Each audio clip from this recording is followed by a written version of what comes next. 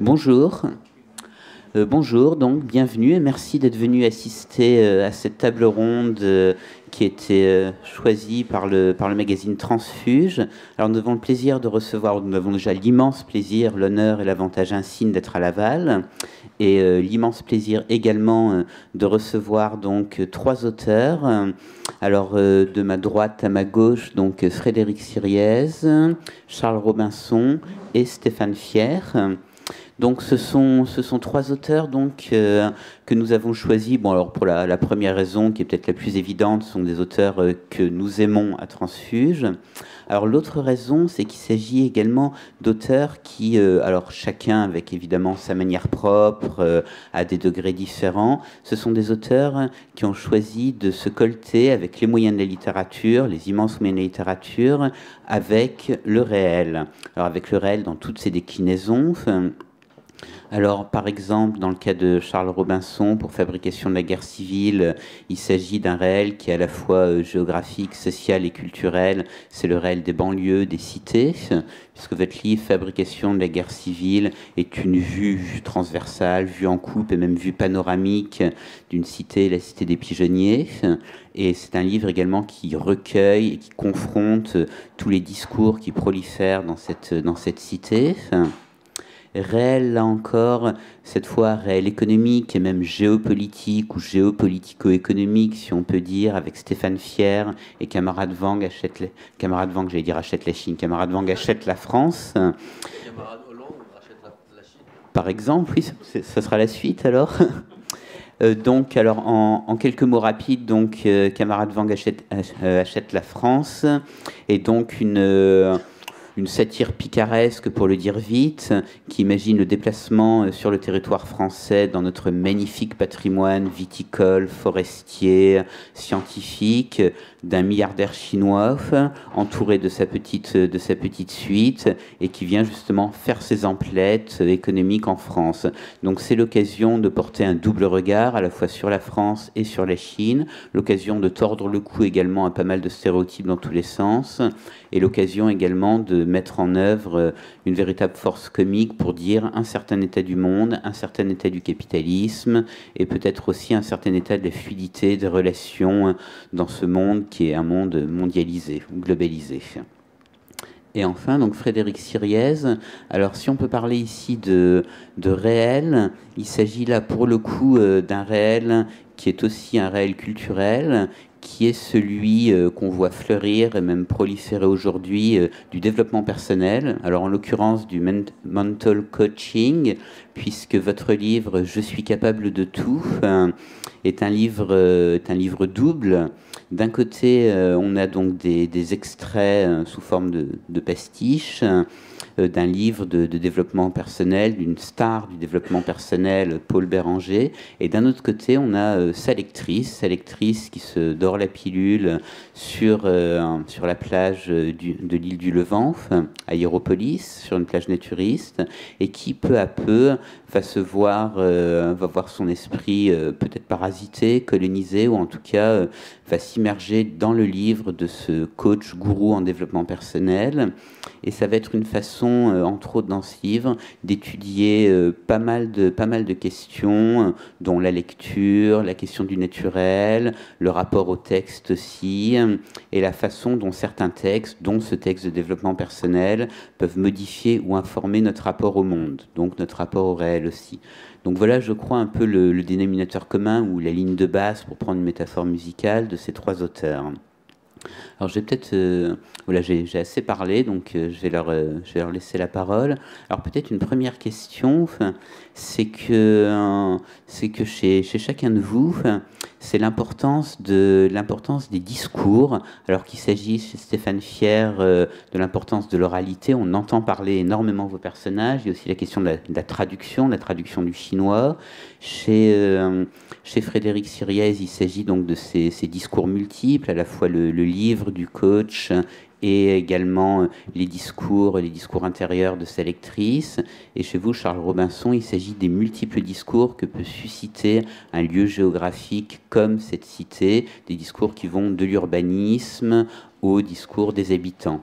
Alors, peut-être une première question. Pourquoi, alors je vais commencer par vous, Charles Robinson, pourquoi avoir choisi cette forme essentiellement polyphonique? Alors du coup, la forme polyphonique dans le livre, elle est liée à l'idée que le roman, c'est le lieu du monde. Donc en fait, c'est un des points de départ du livre, c'est vraiment cette idée de la cité comme peuple, en fait. Donc comme un lieu sur lequel il y a une multitude de gens, c'est une cité qui est composée d'une dizaine d'immeubles. Il y a à peu près 1200 habitants sur l'ensemble des immeubles. On va en suivre dans le roman presque une centaine, donc ça fait vraiment beaucoup de gens. Et cette polyphonie, elle est liée à ça. Je voulais en fait plonger le lecteur dans un univers peuplé. En fait, avant cette histoire, alors après ça prend la forme du texte et donc des discours, mais la première chose c'était de plonger le lecteur dans un univers d'être autour de soi et finalement donner la possibilité de faire cette expérience de côtoyer longuement des individus et leur façon de voir le monde, leur façon de penser, leur façon voilà, d'être là. Et ça m'intéressait particulièrement sur les cités, puisque les cités sont des lieux sur lesquels il y a de nombreux discours médiatiques, discours politiques, discours associatifs, discours militants, etc. Donc des discours de toutes sortes, mais qui du coup peuvent être des discours très désincarnés. En fait, nous avons peu l'occasion de faire l'expérience de cet espace-là, des cités, des banlieues, des quartiers, à moins d'y vivre. Mais sinon, pour la plupart d'entre nous, en fait, notre expérience des cités est une expérience très pauvre, et en particulier très pauvre humainement, ce qui contribue à... On est à la fois chargé d'images, chargé d'un certain nombre de savoirs, donc chargé d'un certain nombre de discours, mais de très peu de matière, de très peu d'expérience. Voilà. Et le premier enjeu, c'était ça, c'était que le lecteur soit une petite forme anonyme, glissant comme ça, de manière très fluide, au milieu de tous ces êtres, et tous ces êtres vivants. C'était ça le premier enjeu. Merci. Alors, vous parliez de cette multitude des images et des représentations qu'on peut avoir et un peu du manque d'incarnation. Je dirais que c'est peut-être un peu la même chose pour ce qui est de peut-être de notre vision de la Chine et du capitalisme. Si on tentait qu'on puisse parler de capitalisme, ou en tout cas de l'économie chinoise, on a énormément d'images, mais finalement, qu'est-ce qu'on a comme représentation concrète? Et en lisant votre livre, Stéphane Fier, j'étais frappé par la façon dont tout cela a été mis en mots, dont on les entendait parler de manière extrêmement concrète. Est-ce que le choix de cette forme, le choix de laisser la place à ces paroles-là, qui sont des paroles de traducteurs, mais aussi les paroles de toute cette délégation chinoise, est-ce que c'était aussi cette volonté d'incarner un peu, de dépasser simplement le stade des images télévisuelles ou médiatiques qu'on pourrait avoir?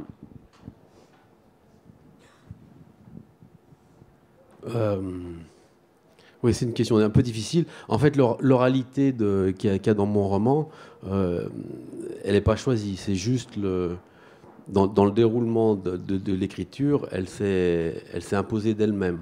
Donc, c'est pas quelque chose que j'ai pensé à l'avance. Alors, pour ce qui est de la vision que les Occidentaux peuvent avoir de la Chine, alors en fait, ce que j'écris, c'est un peu la confrontation entre la Chine et la France. Et il y a un changement de rapport. On était des colonisateurs, on devient des colonisés. Et en disant ça, je suis pas particulièrement politiquement incorrect. Le nombre d'entreprises chinoises qui se font racheter par des Chinois, ou le nombre de touristes chinois qui viennent acheter des biens culturels ou des biens de luxe en France est quelque chose d'assez important. Donc en fait, voilà, il y a un changement en fait dans la confrontation Chine-France. Il y a un changement de rapport de force. Le colonisé, c'est nous. Le colonisateur, c'est eux.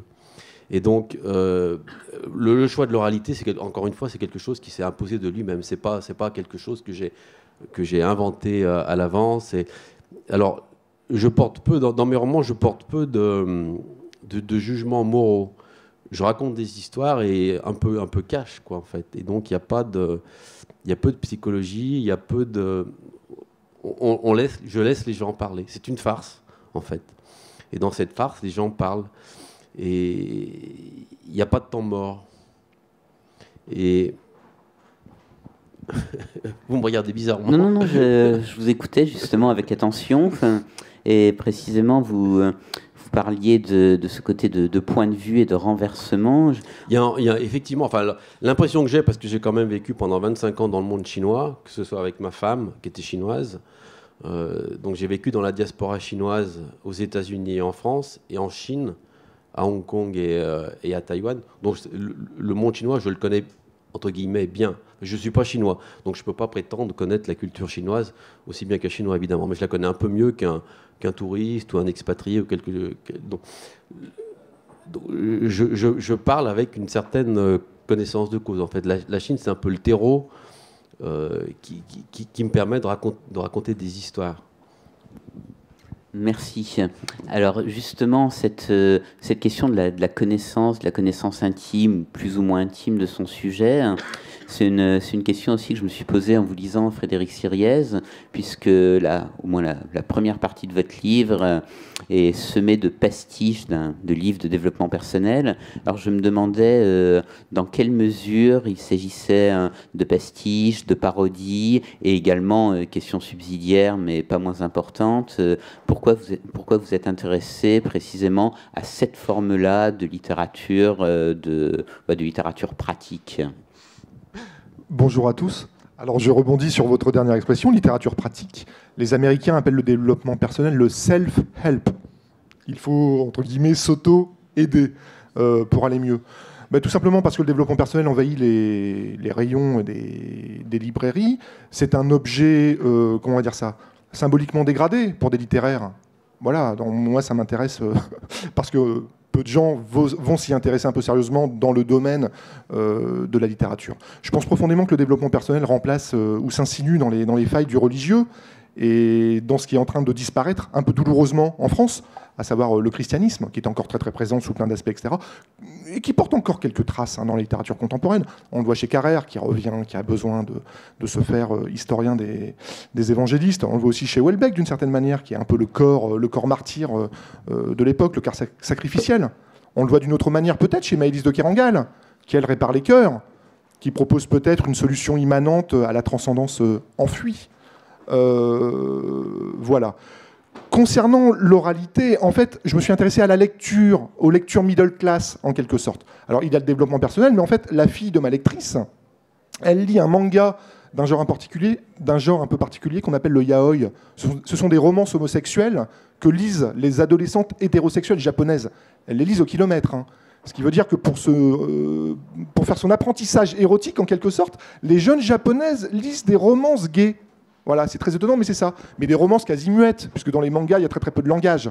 Donc l'oralité est très très forte, évidemment, dans le développement personnel, et je pense qu'elle vient, si vous voulez, du modèle des prédications religieux, mais aussi du charlatanisme américain. Voilà. On le voit très très bien sur YouTube.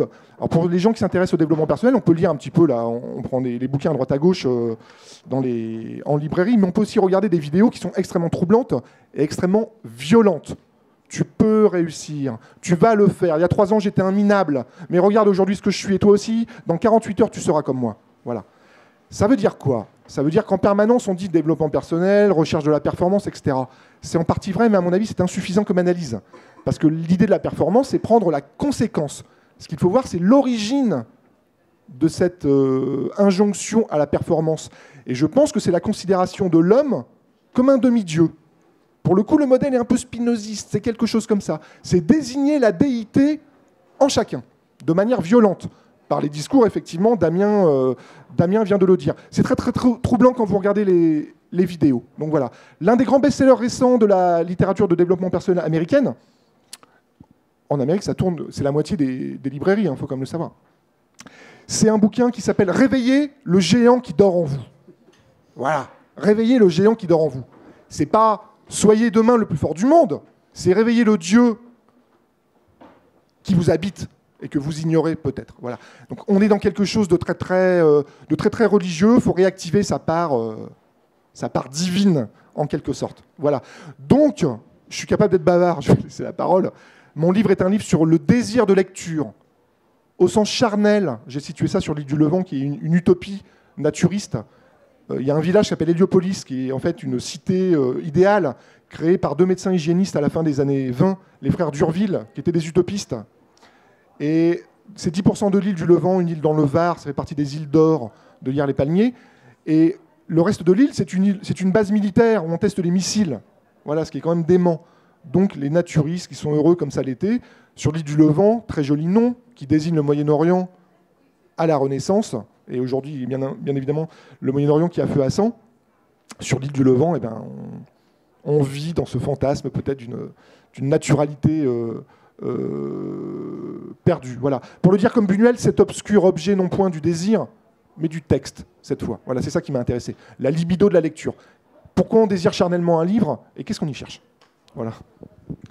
Alors, vous avez prononcé le mot de religieux, et la question de la religion, je me tourne vers vous, Charles Robinson. C'est peut-être pas la question de la religion en elle-même, en revanche, la question peut-être d'une forme de mystique. Il y a un de vos personnages dans votre livre qui répond au sobriquet de GTA, qui écrit et qui propose une vision vaudou, c'est son terme, une vision vaudou donc de la vie dans la cité. Et plus largement, il y a quelque chose dans le rapport des habitants au lieu, la façon dont ils se représentent leur lieu. Il y a quelque chose qui rejoint des invariants primitifs ou archaïques, un petit peu comme si se créait autour, ou même plutôt dans cette cité, quelque chose qui serait de l'ordre, alors peut-être du mystique ou du religieux. Ouais, en fait, beaucoup de personnages dans le livre racontent leur façon d'être dans la cité, leur façon d'être au monde, et du coup, j'ai envie de dire, inventent un monde. Finalement, cette idée, c'est ça. Qu'est-ce que sont ces cités? C'est des cités qui ont été construites donc après-guerre pour loger un grand nombre d'habitants, avec des enjeux utopistes pour un certain nombre d'entre elles, en tout cas avec une idéologie d'utopie au départ. Il s'agissait de proposer à des classes populaires de vivre dans un espace avec des espaces verts, dans un espace protégé de la ville. Et ces utopies, en fait, ce ne sont pas... si on prend le temps long, ce ne sont pas réalisés, puisque concrètement, ce sont souvent des cités qui sont beaucoup appauvries, qui sont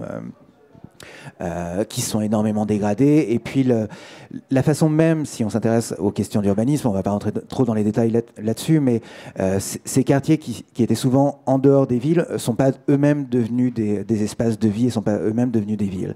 Donc, du coup, ces espaces qui sont en partie des espaces qui se sont stérilisés, sont surinvestis par les habitants par de l'imaginaire. En fait, c'est un peu ça là. Ce qui se joue dans le livre, c'est la façon dont chacun de ces personnages surcharge cet espace urbain avec sa propre histoire, sa propre vision du monde, ses propres mythes, et du coup crée. Finalement, c'est presque un...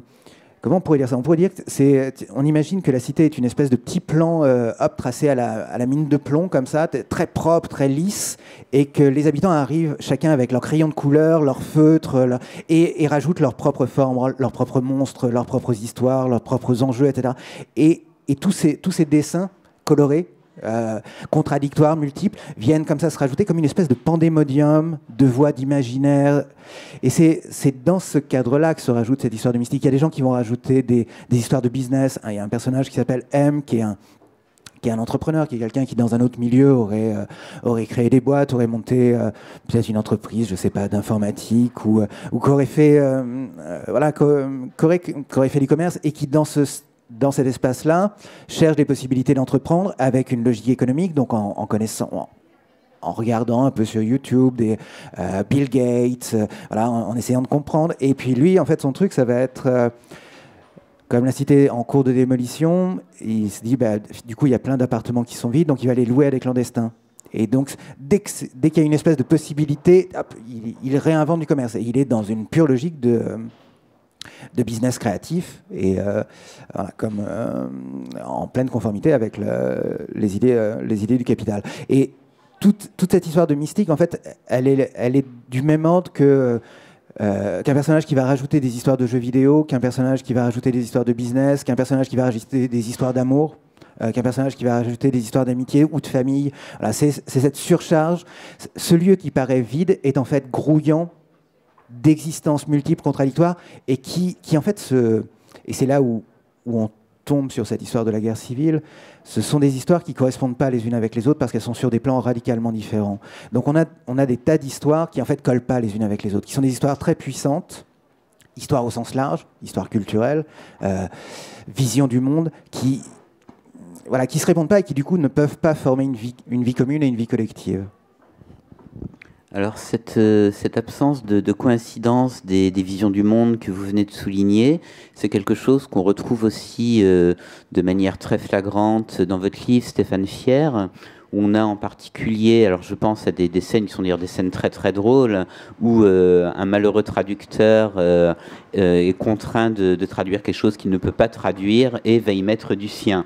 Donc bon, alors ça en dit très long sur le malentendu, ça pourrait être une allégorie du malentendu, mais plus largement, est-ce que d'une certaine façon, c'est pas aussi une manière de souligner que voilà, vient un moment où de toute façon, les deux cultures sont étanches l'une à l'autre? Alors oui, les deux cultures sont effectivement étanches l'une à l'autre. Je pense que la Chine, c'est l'altérité fondamentale. C'est quelque chose dont on n'a pas vraiment conscience ici en Occident. La vision qu'on a de la Chine est nourrie de fantasmes et de peu de réalité. Et alors, juste un mot qui n'a rien à voir avec ce que je suis en train de dire, c'était pour rebondir ce que Frédéric avait dit sur le développement personnel. 3 minutes, 2 secondes.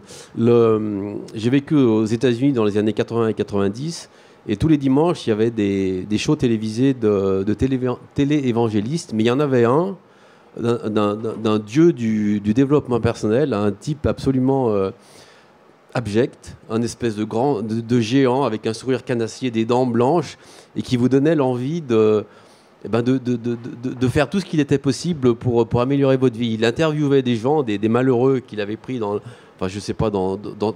sa secte ou je sais pas quoi, une espèce de gourou, et qui venait parler de oui, tiens, grâce à ton livre, je suis devenu je sais pas quoi, bon bref, c'était un aparté. Vous connaissez ce... Il était très connu dans les années 80-90, une espèce de géant bronzé, énorme et tout,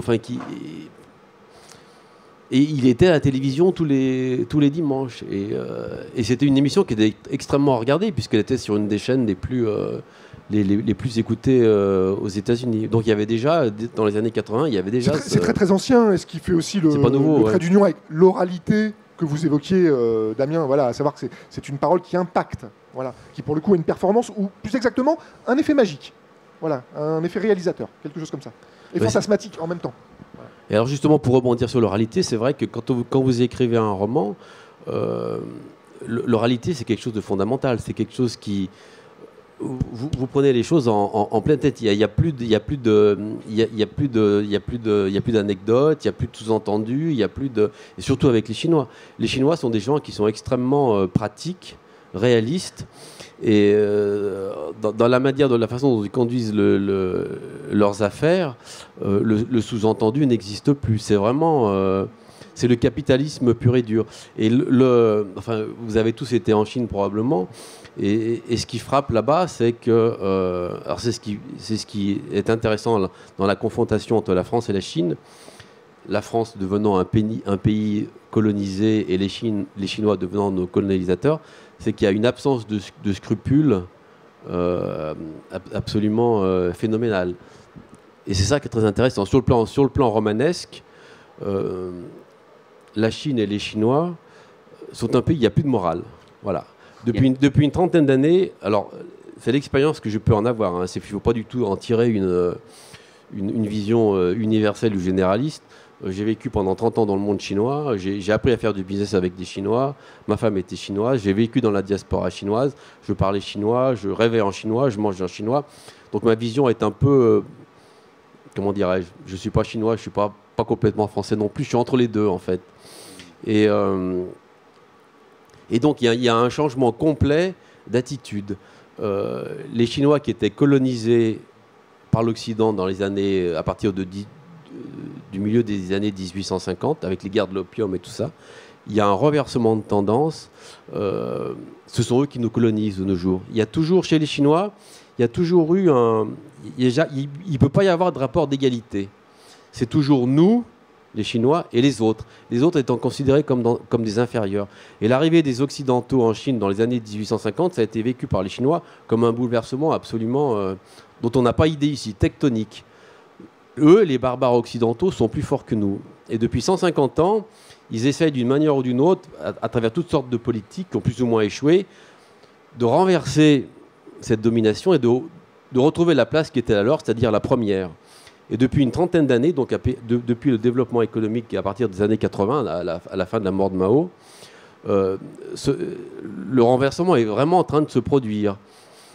Les Chinois sont devenus la Chine est devenue la première puissance mondiale, et ils ont récupéré ce qu'ils considèrent eux comme leur place principale, c'est-à-dire la première. Il y a nous les Chinois et les autres. Et en France, on commence à en sentir. En Afrique, ils commencent à le sentir. En France, on commence à... Alors, encore une fois, c'est mon expérience personnelle qui parle. Il ne faut pas non plus en tirer des conclusions. On est devenus des colonisés. On n'est plus des colonisateurs. Et les Chinois se vengent, en fait, de ce qui s'est passé dans les années au 19e siècle, où alors ils ont été colonisés par les Occidentaux. Et maintenant, leur puissance économique fait qu'ils peuvent se permettre d'être arrogants, riches, puissants. Et peut-être aussi de considérer que, ça c'est frappant dans votre livre, pour les Chinois, enfin pour les personnages chinois qu'on voit dans votre livre, la France est sur le point de devenir un Disneyland et un pays décadent. Enfin. Un musée en fait, un musée, un Disneyland, et puis un supermarché où on vient faire ses emplettes. Alors dans mon livre, je raconte au départ l'histoire de ce milliardaire chinois qui vient faire ses courses enfants, qui veut racheter un vignoble dans le Bordelais. Et j'ai écrit ça à l'automne, à l'hiver 2015, et récemment, je crois qu'il y a 2 ou 3 mois, il y a un milliardaire chinois qui est le patron d'Alibaba. Alibaba, qui est une boîte mondialement connue, qui fait de l'e-commerce, dont le patron, qui est coté à New York, etc. La boîte dont la cotation à New York, quand ils sont entrés en bourse à New York, ça a été la plus grosse introduction en bourse de tous les temps. Bon, bref, le patron de cette boîte s'appelle Jack Ma. Il vient de racheter, il y a 2 mois, un vignoble dans le Bordelais. Et alors, le Bordelais est intéressant parce que en Chine, quand vous avez un vignoble bordelais et que vous vendez par exemple 10 000 bouteilles de votre vin bordelais en Chine, il se trouve qu'en fait vous en vendez pas 10 000, vous en vendez 30 000. Il y a un business de la récupération des bouteilles de Bordeaux en Chine.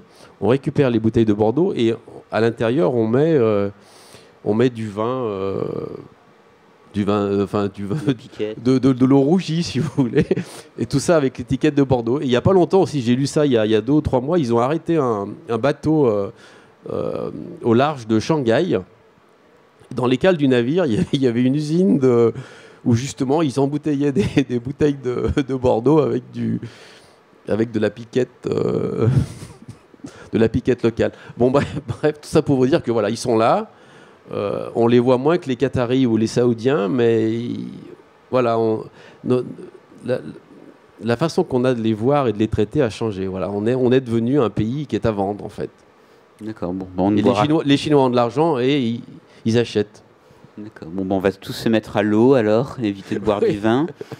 Alors, vous parliez des rapports de force, des rapports de domination, et c'est également un des axes de votre livre, Frédéric Siriez, et en particulier, ce qui est passionnant, vous parliez de lecture tout à l'heure, c'est la façon dont des jeux de force et de domination se jouent dans la lecture. Il y a ce passage où Julie est en train de lire le livre de Paul Béranger, et peu à peu, les mots de Paul Béranger colonisent son esprit. Mais oui, parce que la lecture, c'est pas un acte anodin. La lecture, c'est un acte asocial. Alors aujourd'hui, on est réunis, là, on est dans dans un petit moment social. C'est super, on discute, etc. Mais quand on lit, on s'absente du monde. Voilà. Donc on peut lire dans le métro, à la plage, en plein endroit. Elle est un peu fragile, et elle est un peu crédule, et elle a envie qu'on lui parle, mon héroïne, un peu malheureuse. Surtout, j'ai pas répondu à votre question tout à l'heure, Damien. Effectivement, je pastiche un petit peu le développement personnel, mais les clichés sont finalement assez balisés, on les connaît tous, on peut les remettre en forme. Mais surtout, j'ai essayé de le radicaliser. À savoir, à un moment, qu'est-ce qu'un coach en développement personnel peut promettre d'absolu. Lui promet de rencontrer la mort. Il dit, j'ai rencontré la mort et j'ai coaché la mort. On bascule dans autre chose. Voilà. J'avais soumis mon idée à une amie qui est psychanalyste Et elle m'avait dit la chose suivante, elle m'avait dit les seules personnes qui coachent la mort sont les anorexiques, qui repoussent en permanence les frontières du corps. Voilà, petit aparté. Alors elle, effectivement, et non pas comme Jeanne d'Arc, mais comme une lectrice contemporaine, middle class, pas très cultivée. Elle est dominée par les discours. Voilà, tout simplement. Donc la parole de Paul Béranger va entrer en elle, mais aussi parce qu'elle le veut bien. Comme dit la publicité L'Oréal, parce que je le veux bien.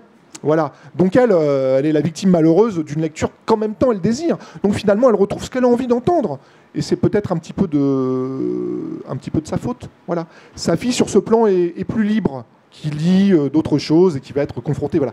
Pour le dire simplement, pour la part romanesque, dramatique, mon héroïne lit pour se préparer à une rencontre. Voilà. C'est-à-dire qu'elle n'a pas la force personnelle pour rencontrer quelqu'un comme ça, de manière spontanée, simple. Elle va rencontrer un homme. Voilà. Donc ça, c'est la deuxième partie du livre. Donc elle se prépare à ça. Mais je crois profondément que la lecture est un acte dramatique, parce qu'une fois qu'on a refermé un livre, c'est un adieu, quelque part. On prend ce qu'on a pu y prendre. On pourra éventuellement le rouvrir plus tard, le lendemain, dans 10 ans. Jamais. Donc c'est quelque chose à la fois qui relève du gain et de la perte totale. Voilà. Alors je reviens de Paimpol, dans les Côtes d'Armor, et au resto, on m'a servi une bouteille de vin, j'y pense. Un coup de dé jamais n'abolira le hasard. Extraordinaire pour appeler un vin. Et le viticulteur a eu l'élégance de ne pas citer Mallarmé, ce que j'ai trouvé très beau, très spirituel, en fait. Et voilà. Donc je pense à ça, et je crois profondément que... Alors Mallarmé parlait de la disparition élocutoire du poète, qui disparaît évidemment à mesure que son texte naît. Voilà, mais la lecture, c'est aussi ça. Voilà, on est tous ensemble. Donc je pense profondément que la lecture est un acte dramatique. Voilà. On peut y mettre aussi une grande part de joie, ce que j'espère faire. Voilà. Je ne sais pas si j'ai répondu à votre question, Damien, mais c'est sincère. Voilà. Alors justement, vous me permettez en plus d'embrayer sur la suite, donc merci. Doublement, vous parlez de disparition, en parlant de Mallarmé, de la disparition de l'auteur. Et alors, contrairement à ces disparitions, il y a dans votre livre Charles Robinson, il y a un Charles aussi qui veut écrire sur la cité des pigeonniers, qui apparaît à plusieurs reprises. Qui interroge notamment une responsable d'un organisme de développement urbain. Alors je me demandais pourquoi avoir fait figurer ce personnage, je pourrais dire peut-être c'est un délégué de l'auteur.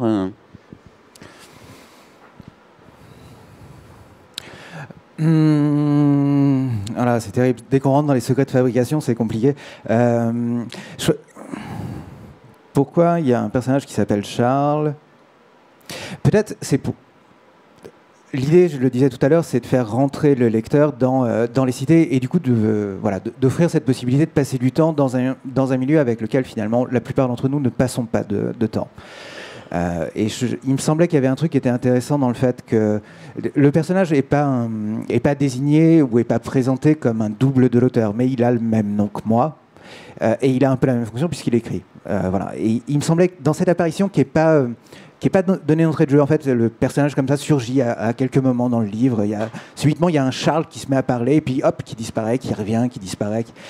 J'ai l'impression que ça doit provoquer dans un livre qui parle du réel, qui parle de politique, qui parle de questions sociales, mais qui en parle de manière très imaginaire, avec des enjeux de poésie, donc avec quelque chose qui est un peu irréaliste. Il me semblait que cette espèce de... Moi, je voyais ça comme une espèce de petite faille dans le texte, comme une espèce de tout petit tremblement de terre. Ça peut paraître bizarre formulé comme ça, mais je crois que ça marche un tout petit peu.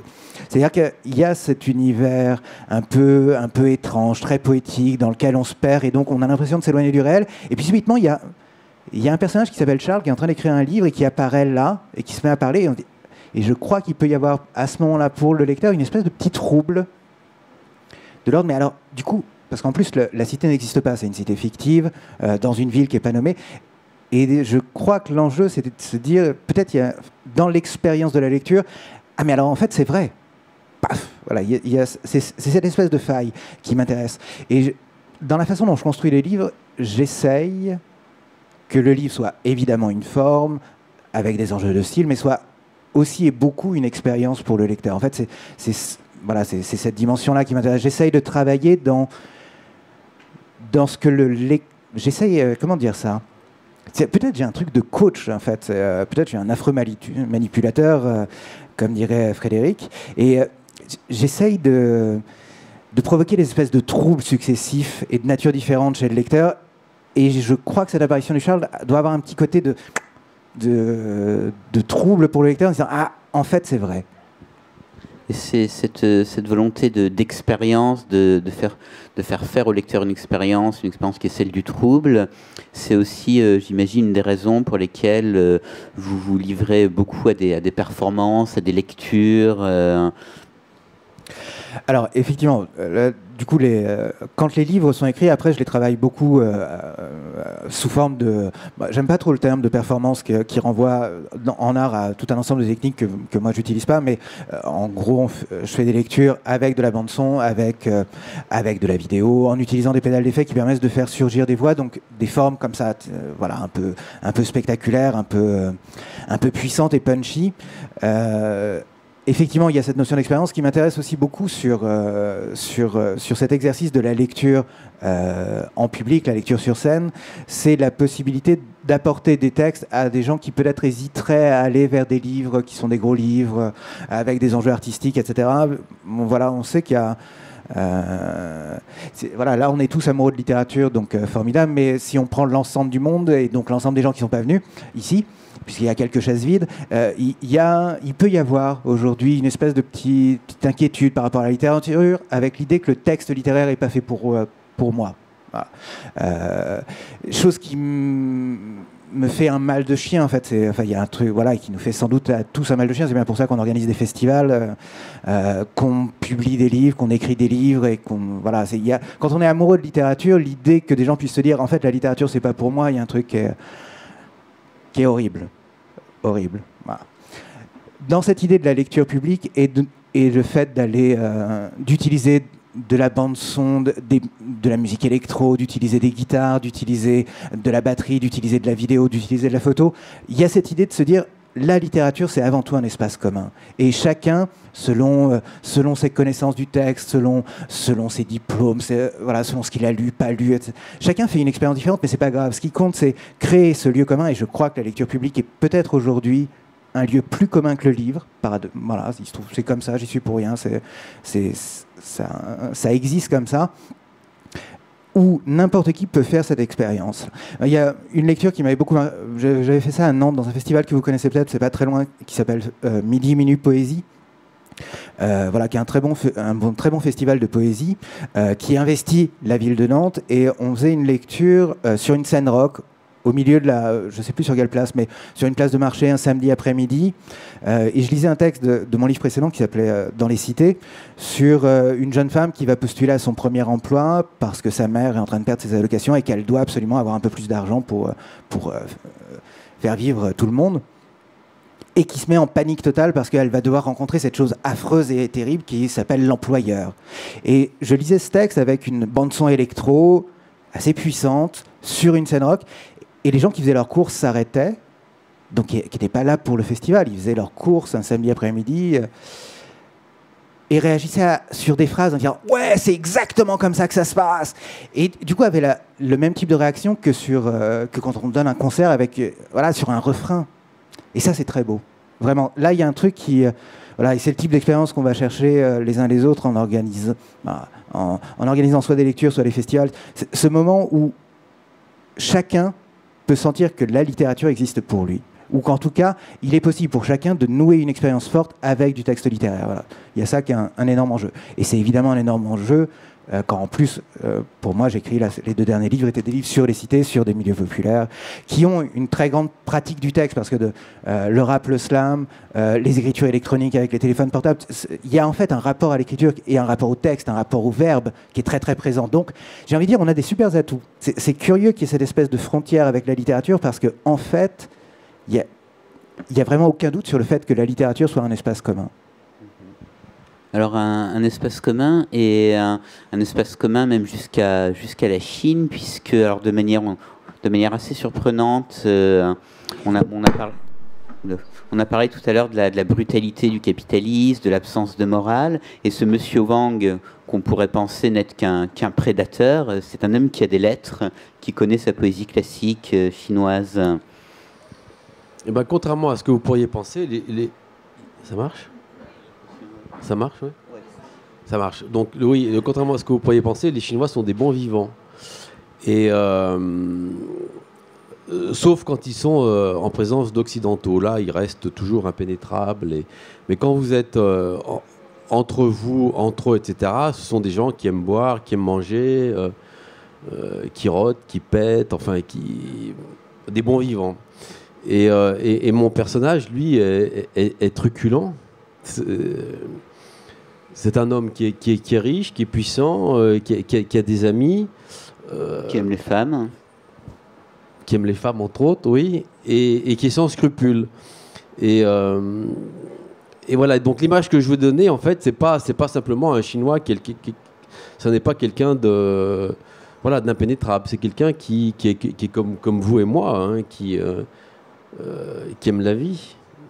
Et parmi ce goût pour la vie, il y a donc le goût pour la poésie aussi. Alors, il faut savoir, enfin, l'image que j'ai de la Chine, c'est qu'en fait, l'histoire est quelque chose d'extrêmement important. L'histoire chez les Chinois, c'est pas quelque chose de passé, de vécu. C'est quelque chose qui est extraordinairement présent. Le déroulement dynastique, par exemple, du régime impérial, et l'histoire du régime impérial, l'histoire de la littérature, l'histoire de la poésie, c'est quelque chose qui imprègne la vie quotidienne d'un Chinois. Et quand vous apprenez le chinois, l'un des obstacles les plus énormes, c'est ce qu'on appelle les chengyu, c'est les proverbes. Et c'est des proverbes qu'ils utilisent tous les jours dans la vie courante. Et c'est des proverbes qui ont tous des connexions, des rapports avec l'histoire de la poésie, l'histoire de la littérature, l'histoire guerrière, l'histoire impériale. Et quand vous ne connaissez pas suffisamment cette langue, l'obstacle des proverbes est quelque chose d'absolument insurmontable. Donc ce que je veux dire par là, c'est que, contrairement à nous, en Occident, l'histoire, c'est pas quelque chose de linéaire. L'histoire en Chine, elle est cyclique. C'est quelque chose qui revient et qui vous imprègne, encore une fois, quotidiennement. Et donc, qu'un milliardaire chinois connaisse parfaitement la littérature, la poésie chinoise des Song ou des Trang, c'est parfaitement normal. Un gamin de 15 ans ou de 10 ans, ou même un sous-prolétaire ou un sous-pauvre, ou même quelqu'un des classes moyennes en Chine, connaît parfaitement, de toute façon, parce qu'il l'a appris dès le plus jeune âge, la poésie classique chinoise. C'est quelque chose qui est absolument... c'est fondamental. Qu'est-ce qui fait l'identité chinoise? C'est la conviction de la supériorité de leur civilisation. Et de civilisation, cette histoire, elle est vraiment quotidienne. Elle les imprègne constamment. C'est pas l'histoire, c'est pas, encore une fois, c'est pas quelque chose de passé, c'est quelque chose qui est présent. Et donc, c'est ça qui est intéressant aussi avec l'histoire de la Chine, c'est qu'en fait, elle est cyclique, elle se renouvelle. Et donc la lecture, alors je fais un parallèle un peu osé si vous voulez, mais la lecture qu'on peut avoir de la Chine contemporaine depuis une trentaine d'années, si vous ne connaissez pas l'histoire chinoise des 150 dernières années ou des 200 ou même des 2000 ans précédents, c'est quelque chose qui est difficilement explicable. Alors, ma question est peut-être très naïve, mais est-ce que c'est toujours le cas malgré le maoïsme, malgré la révolution culturelle? Alors le maoïsme, d'un point de vue personnel, c'est comment dirais-je, c'est un intervalle dans la Chine, quelque chose qui, une trentaine d'années en fait, qui vont disparaître. Le maoïsme a essayé de gommer en 30 ans l'histoire de la Chine. Il a essayé de gommer les traditions chinoises, la civilisation chinoise et l'histoire chinoise, enfin tout ce qui faisait entre guillemets la civilisation chinoise. Et depuis une trentaine d'années, donc depuis la mort de Mao, l'ouverture de la Chine au monde et comment dirais-je, le retour de la Chine sur le devant de la scène internationale, on retrouve la Chine telle qu'elle était auparavant. Le maoïsme, en fait, ça a été une période de blanc qu'on est en train d'effacer. Alors le meilleur exemple, c'est par exemple les religions. Le maoïsme a gommé les religions. Et depuis une trentaine d'années, au contraire, dans les villes, dans les campagnes chinoises, la religion revient. Et quand je parle de religion, c'est pas la religion chrétienne qui avait essaimé un petit peu en Chine au 19e siècle et au début du 20e, mais c'est les traditions chinoises, c'est-à-dire le confucianisme, le bouddhisme et le taoïsme. Et ça revient. Mao a essayé comment dirais-je, de détruire le confucianisme, le taoïsme et le bouddhisme. Et ça revient. Et pour moi, c'est quelque chose de très bien. Que la Chine, dans cette espèce de modernité absolue, ce capitalisme pur et dur, ce monde sans morale qui est en train qui, sous nos yeux, qui se déroule depuis une trentaine d'années, il retrouve les valeurs, entre guillemets, traditionnelles. Le confucianisme, les gens se précipitent dans les temples bouddhistes pendant le week-end pour prier, pour d'une manière extrêmement pratique. La réussite à un examen, une promotion sociale, le mariage d'un fils avec une fille d'un meilleur milieu ou l'inverse. Enfin, pour des raisons très pratiques. Le taoïsme, parce que c'est les superstitions, et les superstitions reviennent en Chine. Et le folklore traditionnel revient, et c'est très bien. Le confucianisme, parce que c'est l'éloge de l'éducation. Et là, on peut pas le nier, c'est aussi très bien. Et donc, en fait, dans ce capitalisme pur et dur, dans ce monde sans morale, dans cette espèce de mondialisation effrénée, ce culte de la consommation, ce culte de l'argent, on retrouve, et c'est encore une fois, de mon point de vue, c'est très bien, on retrouve les valeurs traditionnelles de la Chine qui reviennent. Et donc, en fait, la Chine, la civilisation chinoise, malgré 30 ans de maoïsme, eh ben, en fait, c'est toujours la même, elle n'a pas changé. D'accord, donc une parenthèse sanglante, mais une parenthèse en fait. Sanglante, ce qui a été sanglant, c'est le grand bond en avant. Hein, c'est pas, le grand bond en avant dans les années 60 a fait 30 millions de victimes à cause encore de la folie maoïste, de la famine, etc. Mais la révolution culturelle stricto sensu a fait 500 000 ou 1 million de morts. Au regard des chiffres de la Chine, c'est rien du tout. Merci. Alors, vous évoquiez, ça me permettra donc de me tourner vers vous, Frédéric Siriez, vous évoquiez donc la question des valeurs dans un monde de consommation effrénée, et je repense à votre coach, à votre personnel de coach et de mental coaching. Il y a quelque chose d'assez, vous parliez tout à l'heure de la façon dont ça pourrait être un substitut ou un aboutissement du religieux aujourd'hui. Il y a quelque chose d'assez étonnant dans l'alliance entre, d'un côté, une soumission aux injonctions du capitalisme. Cet homme cherche le fric, en gagne énormément et vit comme une star du capitalisme. Et d'un autre côté, se fait aussi le porte-étendard d'un certain nombre de valeurs. Il cite même un moment, il écrit même « Je voudrais être lu comme la Bible et le Coran ». Quoi. Donc, est-ce qu'il n'y a pas quelque chose là de paradoxal, ou est-ce que c'est un développement qui est naturel finalement enfin, je pense, alors sur un tout autre plan, on voit très bien que l'islam fonctionne très bien avec le capitalisme, par exemple. Voilà, le développement personnel fonctionne très très bien avec le capitalisme, le télévangélisme, voilà, pour se faire du fric. Alors lui, en fait, j'ai essayé de lui donner une vie, c'est-à-dire que quand j'écris, si je peux parler un petit peu de ma pratique, je bricole d'une certaine manière, et j'avais commencé effectivement en pastichant des bouts de texte de développement personnel. Je me suis rendu compte que c'était pas suffisant. Cet auteur, fallait que je lui invente une vie. Voilà. Donc lui, je lui ai fait une vie de champion olympique, de sprint. Voilà. Et en fait, il vient des beaux quartiers parisiens. Voilà. Donc c'est un élément dévoyé de la bourgeoisie parisienne. Mais ce qui veut dire aussi qu'il y a toujours ce rappel à l'ordre. Quand bien même tu as, a priori, raté ta vie selon les codes sociaux classiques, tu peux la rattraper. Voilà. Donc il y a quelque chose de l'ordre du rattrapage. Alors les Américains, c'est quoi? C'est les born again. Donc George Bush qui picolait, et à sa manière, un born again. Comme il s'appelle, Reagan, qui a été acteur à une deuxième vie politique 7 fois. Voilà, donc lui n'était pas bon à l'école, il n'a pas réussi à intégrer Janson de Sailly dans le 16e, qui est le lycée bourgeois, l'un des lycées bourgeois du 16e arrondissement. Et donc il s'est lancé dans une carrière de sportif, ce qui est complètement en rupture, bien évidemment, avec les talons des valeurs dans son milieu familial. Donc voilà, je crois qu'il y a toute une galaxie de significations qui gravitent autour du développement personnel. D'ailleurs, on le voit bien dans les journaux comme Psychologie, etc. Ils sont embêtés avec ça, parce qu'en fait, ce sont des bouquins qui sont à l'intersection de plein de choses. La philosophie, le développement personnel, mais au sens le plus trivial du terme, la psychologie, les résidus de psychanalyse. La psychanalyse qui aujourd'hui est en crise et qui est en conflit économique avec ce qu'on appelle les thérapies brèves.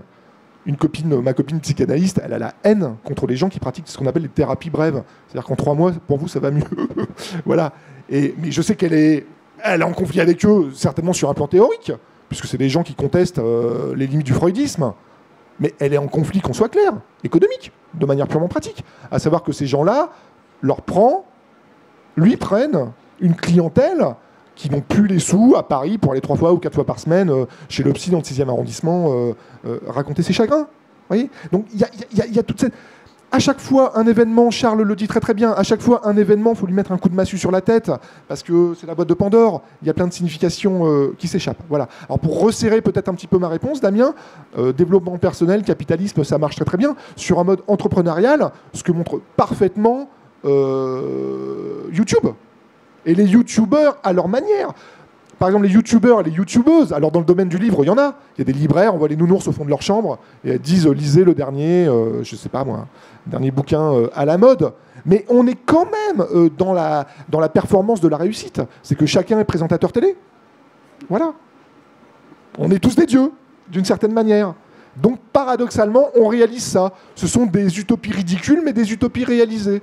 La chambre d'une youtubeuse avec ses petits nounours qui nous présente le dernier Harlan Coben ou je sais pas quoi, elle a réussi sa vie sur un temps éphémère. Mais quelque part, il y a une sorte de gratification comme ça. Voilà. Je me tais, je sais pas si j'ai trop répondu. Merci. Voilà. Alors, et je finirai peut-être par une dernière question donc pour Charles Robinson.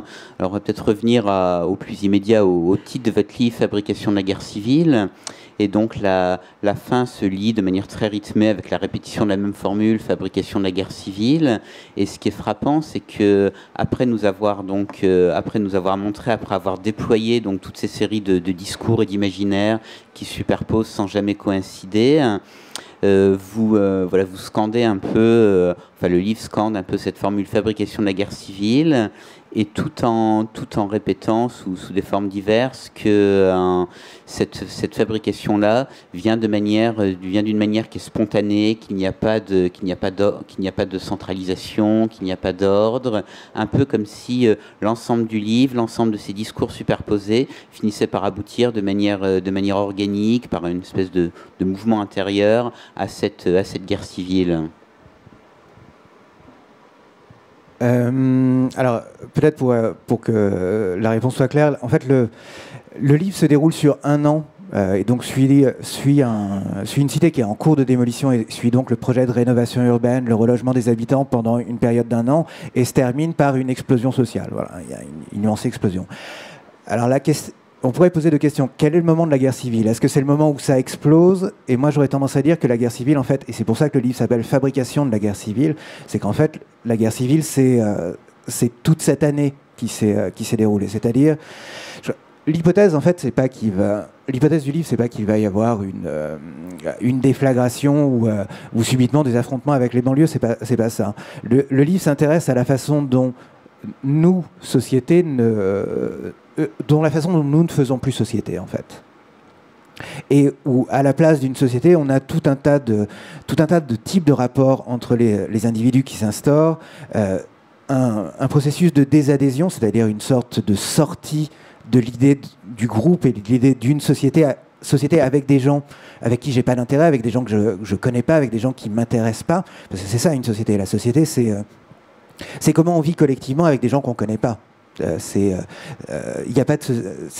ça l'enjeu d'une société. Et on voit, et je crois que c'est pas propre aux cités, il y a quelque chose qui se met en place, de se dire, de toute façon, on va pas s'en sortir tous. Il y a trop de gens qui ont abusé du système, il y a trop de gens qui sont des salopards, il y a trop de... Donc je me mets à l'abri, mes proches, il y a quelque chose de cet ordre-là. Donc des régimes d'hostilité, des régimes de séparation, voilà, il faudrait faire un long développement là-dessus, ça ferait une longue réponse, mais c'est plutôt ça que j'essaye d'observer dans cette fabrication de la guerre civile, parce que je crois que ça fabrique, non pas une guerre civile à proprement parler, mais un climat de guerre civile. Et quelque chose me frappe beaucoup, c'est que finalement, alors que personne ne pense vraiment qu'il va y avoir une guerre civile en France, beaucoup de gens, en revanche, vivent dans une espèce de... Je ne sais pas comment dire ça exactement, mais dans une espèce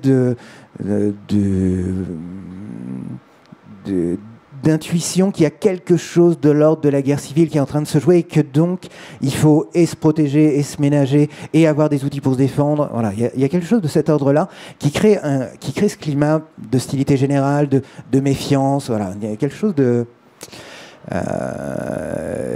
voilà, que je décris assez longuement du coup dans la façon dont les gens réagissent, pensent, etc. Et pourquoi la littérature m'intéresse, du coup, par rapport à cette idée de guerre civile d'une espèce d'épidémie de guerre civile qui s'instaure comme ça et qui s'infiltre partout. Je crois que la littérature est le lieu du nous. Tu en parlais tout à l'heure en parlant de la Chine, en disant cette présence de l'histoire chez les Chinois contemporains fait qu'il y a une sorte d'unité, et finalement entre des gens qui ont des intérêts extrêmement différents, donc qui sont en conflit objectif sur tout un ensemble de choses, partagent néanmoins une sorte d'histoire commune, une espèce de mythologie qui attrape la totalité de ces histoires singulières, de ces distinguos. Et peut-être que la littérature a cette fonction-là. Moi, ce qui m'intéressait dans l'idée de faire rentrer, je ne suis pas le premier à le faire, mais dans l'idée de faire rentrer les cités dans une grande littérature, enfin, dans une littérature ambitieuse, donc dans une littérature qui prend ses sources chez les grands auteurs classiques, il y avait l'idée de se dire, ces histoires ne sont pas des histoires de gens qui sont différents, c'est pas les histoires de eux, c'est nos histoires, c'est notre histoire. Et finalement, la littérature est une façon de penser le monde en permanence avec du nous. Ce qui n'enlève rien à la singularité, à l'étrangeté, à la radicale étrangeté de l'autre. Mais malgré tout, toutes ces histoires sont nos histoires. Voilà. Merci, ce serait une belle conclusion donc, sur la littérature comme part commune. Donc merci à Frédéric Siriège, Charles Robinson et Stéphane Fier, et merci à vous.